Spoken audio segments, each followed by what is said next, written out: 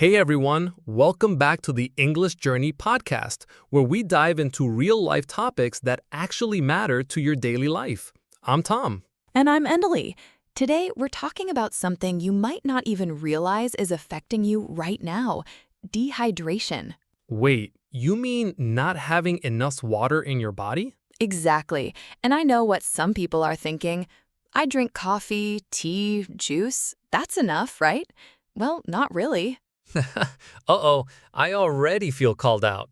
Yesterday, I had 3 cups of coffee, but maybe only 1 glass of water. See, that's how it starts. The thing is, dehydration isn't just about being thirsty. It affects your energy, your brain, your mood, and it can sneak up on you before you even notice.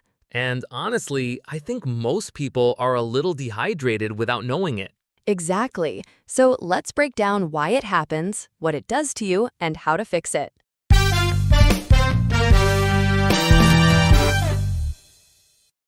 First up, why do we even get dehydrated? Simple. Your body loses water all day through sweating, breathing, and going to the bathroom. Even breathing? Yep. Every time you breathe out, you lose a little moisture. And if it's hot, dry, or you're exercising, you lose even more. So basically, we're leaking water 24/7. Exactly. And here's the problem. Most people don't replace it fast enough. Coffee and alcohol can actually make it worse because they have a mild diuretic effect, meaning they make you pee more. So my morning coffee is kind of stealing water from me. You could say that. So Emily, besides just feeling thirsty, how do you actually know you're dehydrated? Let's start with the obvious signs. Feeling thirsty, having a dry mouth, and dark yellow urine. Those are the big red flags most people know about. Yeah, if my pee looks like apple juice, I know I need more water. Exactly. But here's the tricky part. Dehydration often shows up in ways people don't immediately connect to water. Like what? Well, there's the afternoon energy drop. You know that slump at 3 p.m. when you suddenly feel heavy and slow? Oh yeah, I call that the 3 o'clock crash. A lot of people blame it on lunch or say they need more coffee, but often it's mild dehydration. That makes sense. Then there's brain fog, trouble focusing, forgetting simple things, or feeling mentally slow. So it's not always that I need a nap. Maybe I just need a glass of water. Exactly. Another sneaky one is false hunger. Sometimes you feel hungry, but your body's actually asking for water, not food. That's me at 10 p.m., raiding the fridge when I should be drinking a glass of water. Then there's mood changes. Dehydration can make you irritable or impatient without you realizing why. I can totally see that. The number of times I've snapped at my laptop. Frequent headaches are another one. I used to get these random headaches in the afternoon. And? Turns out it was dehydration.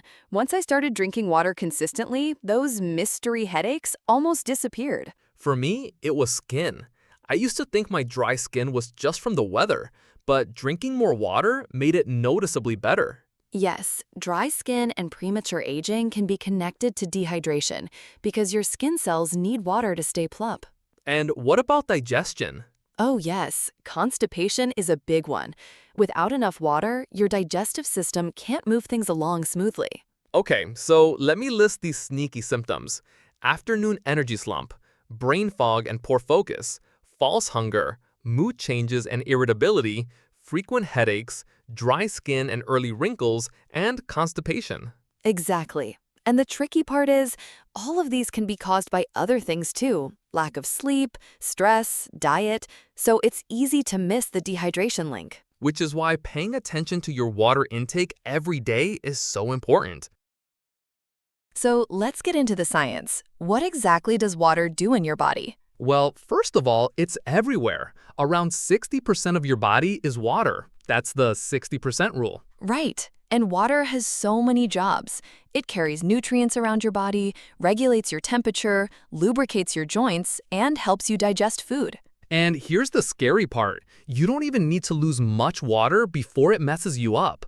A drop of just 2% in body water can affect your performance physically and mentally. That's like one long walk in hot weather without enough to drink, and your focus and reaction time can already drop. And it's not just about feeling tired. Your brain literally changes. MRI studies show that dehydration can temporarily shrink your brain, which affects memory and decision-making. No wonder I can't think straight on days I forget to drink water. And here's another thing. Dehydration can slow down your metabolism. That means your body burns fewer calories at rest. Some studies even show people who are dehydrated may gain weight more easily. So water isn't just about staying alive. It's about staying sharp and keeping your energy and metabolism running well. And if you're wondering how long it takes to rehydrate, it's not instant. It can take a few hours to fully restore your fluid balance, especially if you've been dehydrated for a while. Which is why you should drink throughout the day, not just chug a bottle when you feel dizzy. All right, let's bust some myths. Myth number 1. I just drink when I'm thirsty. That's enough. Nope. By the time you feel thirsty, you're already mildly dehydrated. Thirst is a late signal, not an early one. Myth number 2. Coffee and tea don't count. They actually do count towards hydration, but there's a catch. Because they can be mildly diuretic, you shouldn't rely on them as your main source of fluids. Myth number 3. Everyone needs 8 glasses of water a day. Not true. Your needs depend on your size, activity level, and environment. Some people need more, some less. Myth number 4. Clear pee means I'm perfectly hydrated. Color is a useful guide, but it's not the whole picture. Diet, vitamins, and other factors can change urine color. And the sports drink trap. People think they need electrolytes all the time. You only need electrolyte drinks if you're sweating heavily, doing intense workouts, or sick with vomiting/diarrhea. For most people, plain water works just fine. Let's get practical. Here's what works for me. I start my morning with a big glass of water before coffee. It wakes me up and resets my hydration after sleep. I use phone reminders. Every couple of hours, my phone buzzes and says, drink water. Simple, but it works. The bottle strategy is another one. Find a water bottle you like and keep it with you. And if plain water bores you, infuse it. Lemon, cucumber, berries, no sugar needed. Timing matters too. Hydrate in the morning.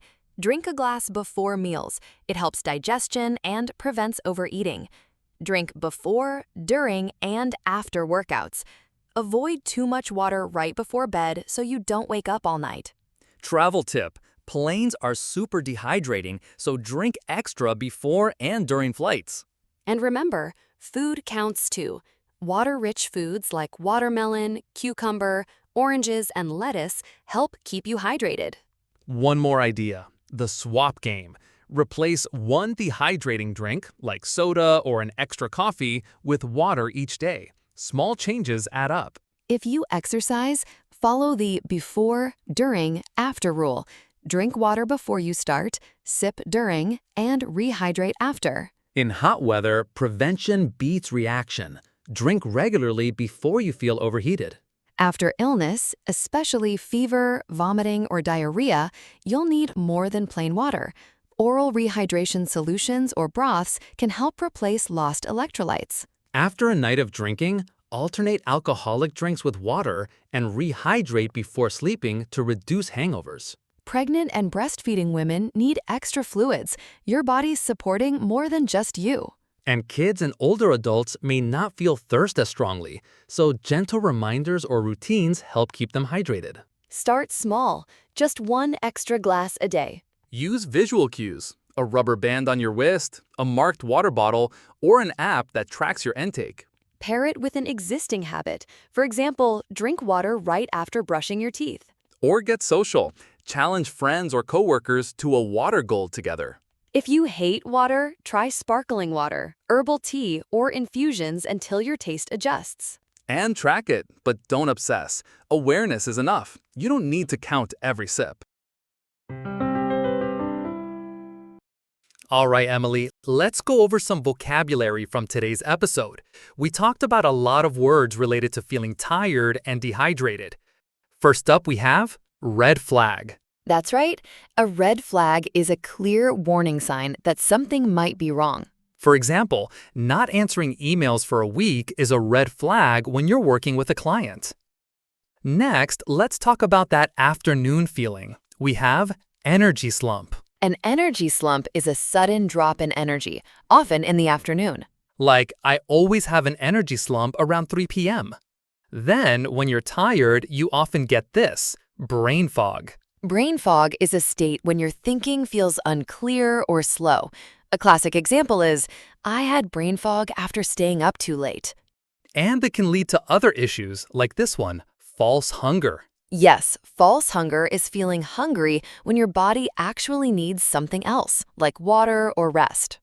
For instance, sometimes thirst can cause false hunger, and when you're tired and hungry, you might feel Irritable. Irritable means easily annoyed or angered, as in, I get irritable when I skip lunch. Another consequence we discussed was premature aging. Premature aging refers to signs of aging that appear earlier than expected. So, smoking can cause premature aging, and that brings us to the solution. Hydration. hydration is the process of giving your body enough water. For example, proper hydration is important for healthy skin. And what do we need to keep that fluid balance? Electrolytes. Electrolytes are minerals like sodium, potassium, and magnesium that help control fluid balance in your body. After running, you need to replace lost electrolytes. And the result of that is good. Fluid balance. Fluid balance is the right amount of water in your body for it to work well. Sweating too much can affect your fluid balance. On the other hand, you can get Water retention. Water retention is when the body holds on to extra water, causing swelling. For example, eating too much salt can lead to water retention. Now, here are two verbs we used, constipation and lubricate. Wait, constipation is a noun, not a verb. It means difficulty having regular bowel movements. Fiber and water help prevent constipation. And as for lubricate, Lubricate is a verb meaning to make something smooth and slippery, often to reduce friction. So water helps lubricate your joints. Next up, we have another verb, regulate. regulate means to control or maintain something so it works properly. For instance, water helps regulate body temperature. Now, what's a common belief that isn't true? A myth. Yes, a myth is a common belief that is actually not true. It's a myth that everyone needs exactly 8 glasses of water a day. And finally, a great adjective, plump. Plump means soft, full, and healthy looking. So we can say that hydrated skin looks plump and fresh. Excellent! That's a great recap of the key terms. So next time you hear these words, you'll know exactly what they mean. And even better, you can start using them in your own conversations. Alright, so I guess the big takeaway is dehydration is sneaky. You might not even notice it's happening until you start feeling those red flags we talked about. Exactly. It's not just about feeling thirsty. It's about your energy, your mood, your focus, your skin, even your digestion. Water is literally involved in everything your body does. And the good news is, fixing it is so simple. You don't need some fancy supplements or expensive gadget, just consistent, smart hydration. Yep, drink water before you feel thirsty, pay attention to your body, and make small, doable changes that fit your lifestyle. If you're listening to this right now and you haven't had water in the past hour, maybe that's your sign. Go grab a glass.